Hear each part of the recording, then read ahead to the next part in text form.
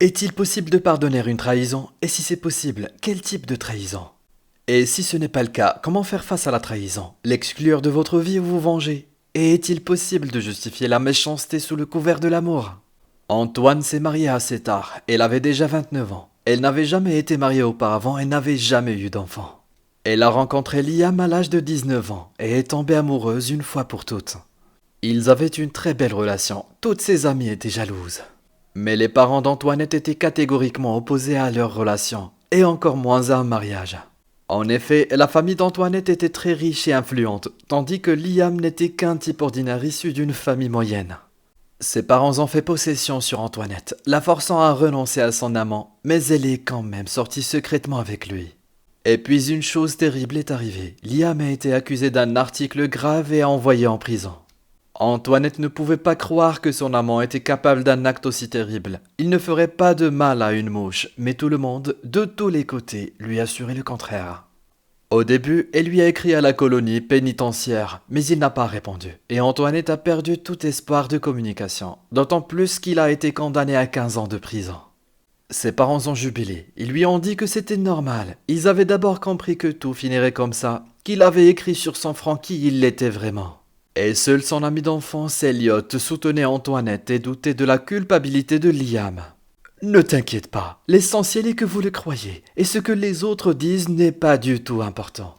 Tu vois, Elliot, je suis juste offensé. Après tout, Liam est vraiment un homme bien. Et s'il avait des parents riches comme toi, son père et sa mère le féliciteraient et le justifieraient. Même s'il avait vraiment fait quelque chose de mal. C'est ça que je n'arrive pas à comprendre. Pourquoi pas? C'est comme ça que le monde fonctionne. Les riches se rapprochent des riches, et les pauvres doivent se mélanger et épouser les pauvres. C'est normal. Non, ce n'est pas normal. Je ne me soucie pas de combien d'argent il a. Je m'intéresse aux qualités humaines et aux actions, pas à un compte en banque. Je ne m'en remettrai jamais. D'accord, mais ne t'énerve pas. Elliot n'était pas un mauvais gars, mais il était trop mou pour un homme. Il n'avait ni charisme ni caractère. Antoinette savait que ses parents voulaient qu'il se marie depuis l'enfance, mais elle ne l'aimait pas, et en principe, elle ne le voyait pas comme son mari. Elliot montrait déjà toutes sortes de signes d'attention et n'avait pas perdu l'espoir d'un mariage. Après la condamnation de Liam, Antoinette s'est repliée sur elle-même. Elle s'est isolée de tout le monde et a cessé de communiquer. Elle se rendait à l'institut, bien sûr, mais elle ignorait toute activité récréative. Elle est restée dans cet état pendant plusieurs années. Mais avec le temps, elle a commencé à reprendre sa vie normale. La seule chose qui n'a pas changé, c'est sa vie privée. Elle ne laissait personne s'approcher d'elle. Combien de types lui faisaient la cour? En vain. Un non, ferme et catégorique. Lancé avec assurance à tout prétendant. Mais quand Antoinette a eu 29 ans, elle a réalisé qu'il n'y avait plus rien à attendre et qu'elle avait encore besoin de fonder une famille. Elle ne voulait pas épouser le premier venu, alors elle a décidé que, puisqu'elle devait vivre sans amour, que ce soit au moins quelqu'un qu'elle connaissait depuis longtemps. Elle a donc épousé Elliot. 5 années de vie conjugale se sont écoulées dans la paix et le respect mutuel. Elliot aimait Antoinette et satisfaisait tous ses caprices. Antoinette acceptait les marques d'attention, mais en retour, elle était froide. Elle ne le voyait que comme un ami avait du mal à changer d'avis, et encore moins à tomber amoureuse de lui en tant qu'homme.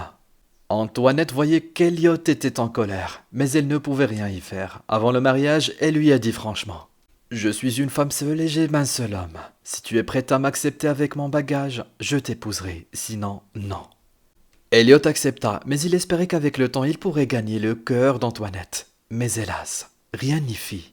Et ainsi ils vécurent. Elliot aimait et espérait. Antoinette acceptait l'amour et endurait.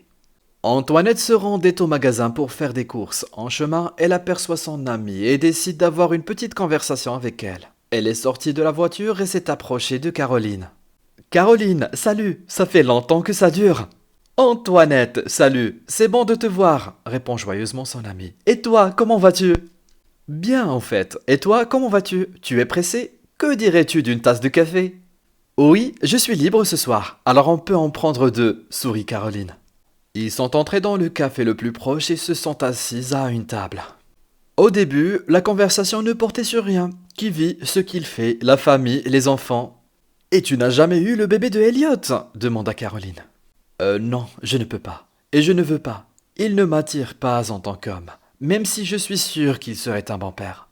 Mais tu ferais mieux de faire attention, ou il en aura assez d'attendre et te quittera.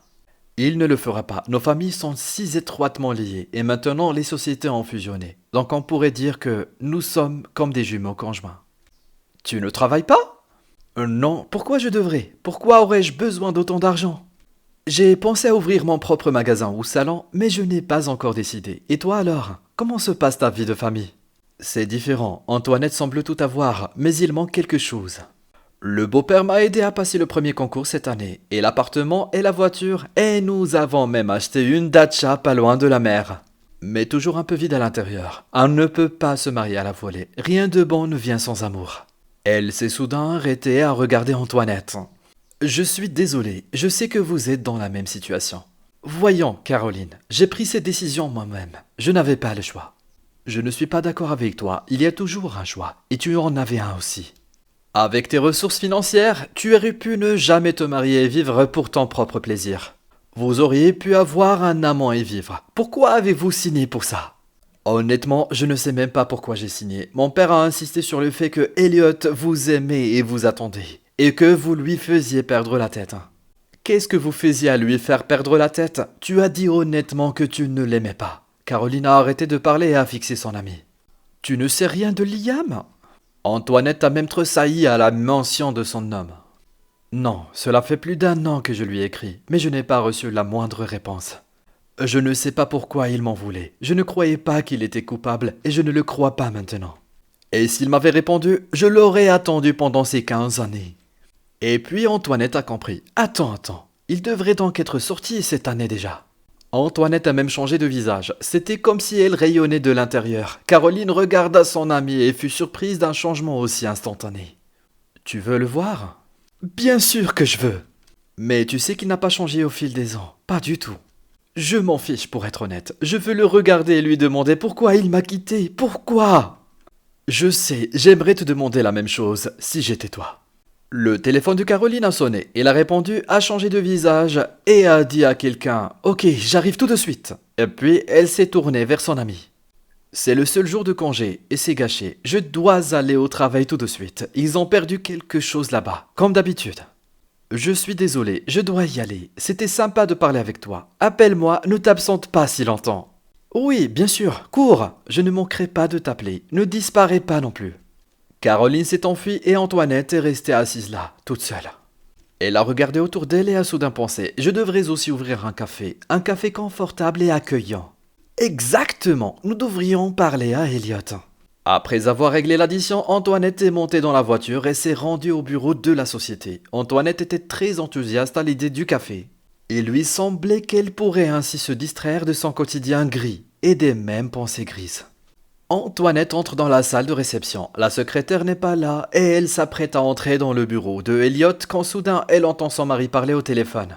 Elliot était en colère et réprimandait quelqu'un. « Je suis censé m'intéresser à ça, tu crois? Pourquoi je vous ai payé? Je m'en fiche si tu ne peux pas faire autrement. Inventez quelque chose. » Antoinette pensait que c'était une discussion sur le travail et s'apprêtait à entrer quand soudain elle entendit. « S'il sort, je perdrai Antoinette pour toujours. » Antoinette se figea devant la porte. Son cœur s'est mis à battre de plus en plus vite. Elle a compris qu'il s'agissait d'elle et de quelqu'un d'autre. De qui? Liam. Il a versé de l'argent? Qui et pourquoi? Antoinette a tendu l'oreille au maximum, de peur de manquer un mot. Quand est-ce qu'il sort? L'adversaire inconnu a apparemment répondu à Elliot, et il a continué. Il a bien préparé quelque chose pour qu'il l'ajoute à l'échéance. Il ne doit pas sortir. Elliot a jeté le téléphone sur la table et a failli le casser. Antoinette est restée absourdie devant la porte du bureau, puis la secrétaire est entrée. Antoinette regarde Sveta d'un air suppliant et met un doigt sur ses lèvres. Elle a fait un signe de tête compréhensif et est repartie. Antoinette se ressaisit et ouvre la porte du bureau. La réaction d'Elliot était prévisible. Il se ressaisit rapidement et se leva de son bureau pour aller à la rencontre de sa femme. « Salut chérie, que s'est-il passé? Pourquoi es-tu là ?»« Salut, la raison n'a pas d'importance. Ce qui est important, c'est ce que je viens d'entendre. Tu ne veux pas m'expliquer quelque chose ?» Elliot était confus. Il a essayé de penser à quelque chose pour se sortir de la situation, mais il n'était pas un très bon improvisateur. Alors il a marmonné quelque chose, mais n'a pas pu dire quelque chose de clair. « Elliot, j'attends !» dit Antoinette avec fermeté et insistance. « Je n'ai rien à te dire, dit Elliot en baissant la tête. Tu ferais mieux de demander à ton père. » Quoi? Antoinette savait que son père était autoritaire et dur, mais elle ne savait pas qu'il était méchant.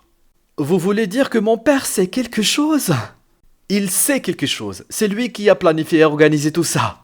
J'ai seulement rencontré les bonnes personnes en son nom. Ils ont piégé votre Liam et vous ont mis en prison pendant 15 ans pour que vous ne soyez pas avec lui. Et pourquoi pensez-vous qu'il n'a pas été libéré plus tôt? Parce qu'il a été payé d'appel en appel, sans aucune chance de libération conditionnelle. Et il n'a jamais vu vos lettres. On lui a dit que vous l'aviez refusé tout de suite à cause de ce qu'il avait fait. Il était évident qu'Elliot ne pouvait pas s'arrêter. Il l'avait gardé pour lui pendant si longtemps, et maintenant, il devait le faire sortir. J'étais contre le plan, mais ton père m'a donné le choix. Ou je l'aide, et tu restes avec moi, ou il va me dévorer comme un homme d'affaires. Et peut-être pas seulement comme un homme d'affaires, car je connaissais déjà son plan pour éliminer Liam de ta vie. Je n'ai jamais été contre lui, même si je t'aimais et que j'étais jaloux, mais je considère de telles méthodes comme méchantes et inacceptables. Antoinette a été choquée. Elle a vu qu'Elliot ne mentait pas. Et maintenant? Maintenant, on sait que Liam va faire son coming out et ton père, une fois de plus, me met la pression. Il a peur que Liam vienne te chercher, que vous vous rencontriez et que vous le découvriez. C'est pour ça qu'il veut que Liam reste là-bas un peu plus longtemps, de préférence pour toujours. Je vais en parler à mon père. Il ne peut pas brutaliser un homme comme ça juste parce qu'il est tombé amoureux de sa fille. C'est méchant, après tout. Antoinette, j'ai peur que tu ne saches pas qui est vraiment ton père. Si tu viens le voir seulement avec une question comme ça, Liam ne survivra pas, et moi non plus. Alors qu'est-ce que tu dois faire? Je ne sais pas, vraiment. Il a baissé la tête. Et pardonne-moi si tu peux. Je t'aime vraiment. Je sais, Elliot, je sais, mais cela ne justifie pas ta complicité. Elle se retourna pour partir, mais ensuite elle se retourna et dit avec assurance. Eh oui, je vais demander l'annulation de mon mariage. Je l'avais déjà compris, a dit Elliot, lugubre. Antoinette a quitté le bureau, c'était urgent, il fallait faire quelque chose, parler à son père et régler la situation. De la voiture, elle appelle sa mère, bien sûr, elle avait toujours été du côté de son père, mais elle devait au moins essayer de la mettre de son côté. Sa mère ne décroche pas, mais au bout de quelques minutes, elle rappelle elle-même. Antoinette, ma chérie, papa est malade, j'ai appelé une ambulance, viens vite! C'est tout ce dont il avait besoin, pensa Antoinette, et elle le dit à sa mère. Oui, je suis en route pour vous rejoindre. Mon père a eu une crise cardiaque et a été emmené à l'hôpital. Antoinette s'assit dans un fauteuil, regarda sa mère et se demanda si elle devait lui dire la vérité sur son père ou non. D'accord, je lui dirai plus tard. De toute façon, elle ne perçoit rien maintenant. Elle est nerveuse. Maman, j'ai besoin de m'absenter un moment, d'accord? Oui, bien sûr, répond sa mère d'un air distant. Antoinette s'est rendue au commissariat de police pour savoir où Liam purgeait sa peine, pour le rencontrer à l'extérieur de la colonie. Une de ses camarades de classe travaille au commissariat. Il lui est donc facile d'obtenir les informations dont elle a besoin. Antoinette, pourquoi as-tu besoin de ça? Écoutez, ce n'est pas pour moi. Je suis amie avec sa sœur. Elle a demandé à savoir. Antoinette a dit la première chose qui lui est venue à l'esprit. Et quelle sœur pendant 15 ans n'a même pas écrit une lettre à son frère? La question logique a suivi. D'accord, pas une sœur. Qu'est-ce que ça peut te faire que tu puisses le savoir ou pas? Antoinette était en colère. Maintenant tout va se passer. 5 minutes plus tard, Antoinette tenait dans sa main un morceau de papier sur lequel était écrit l'adresse de Liam et la date de sa libération. Alors c'est après-demain, Antoinette s'est exclamée. Il fallait qu'elle arrive à temps à la colonie. Elle rentre chez elle en voiture et met rapidement l'essentiel dans son sac. Maintenant, elle doit se rendre à l'aéroport. Elle avait même oublié son père, qui était dans un état grave. Assise dans l'avion, Antoinette essaie d'imaginer sa rencontre avec Liam. Que va-t-elle lui dire? Comment expliquerait-elle tout ce qui s'est passé? Et surtout, Liam sera-t-il un jour capable de lui pardonner? Après tout, c'est à cause d'elle qu'il s'est retrouvé dans cette situation. Le jour en question, Antoinette se tenait à l'extérieur de la colonie avec un taxi et attendait. Il était presque midi et Liam n'avait toujours pas été libéré. Ne le laissez pas se faire piéger à nouveau, pensa Antoinette. La porte de la colonie s'est ouverte et un homme d'environ 45 ans, portant un jean, une chemise démodée et un sac sur l'épaule, en est sorti. Antoinette a regardé son visage de plus près. C'était Liam. Seule sa tête était à moitié grise. Il avait beaucoup vieilli. Après tout, il n'a pas encore 40 ans. Antoinette se dirigea vers lui. Liam s'arrêta et regarda la belle jeune femme qui marchait dans sa direction. « Liam !» Elle cria et courut vers lui. « Antoinette !» Liam était surpris. « Liam !» Elle s'est jetée à son cou. « Pardonne-moi, pardonne-moi !»« Mais pourquoi? Qu'est-ce que tu fais ?» C'est mon père qui t'a piégé l'autre jour. Je viens de l'apprendre l'autre jour. Je suis désolé, s'il te plaît. Je le savais depuis le début. Mais pourquoi tu t'excuses? Ce n'est pas de ta faute. Mais c'est mon père, non? Et alors? Un fils n'est pas responsable de son père, tu le sais. Antoinette pleurait sur son épaule. Elle était si heureuse de le voir. Oui, il avait changé, vieilli. Mais ce n'est pas étonnant en 15 ans de présence dans un tel endroit. Liam, je t'aime. Je t'ai toujours aimé. J'ai vraiment envie d'être avec toi. Maintenant, c'est sûr. Personne ne pourra nous arrêter. Liam a passé son bras autour de la taille d'Antoinette et l'a regardé dans les yeux. Tu es sûr que tu veux faire ça? A-t-il demandé sérieusement. Oui, je suis sûr. Je ne peux pas le faire sans toi. Et maintenant, mon père ne pourra pas nous arrêter. Nous allons quitter le pays. Je viens d'acheter une maison au Portugal. Nous pourrons y vivre ensemble. Et mes dividendes de l'entreprise sont suffisants pour vivre. J'ai tout prévu. Je vous en prie, dites oui. Antoinette, tu es si... Tu n'as pas changé du tout. Il a embrassé Antoinette sur la tempe. Bien sûr, je suis d'accord. Je ne pouvais même pas en rêver. Mon Antoinette. Ils montèrent dans un taxi et s'en allèrent vers une nouvelle vie ensemble, se promettant de ne plus jamais se séparer.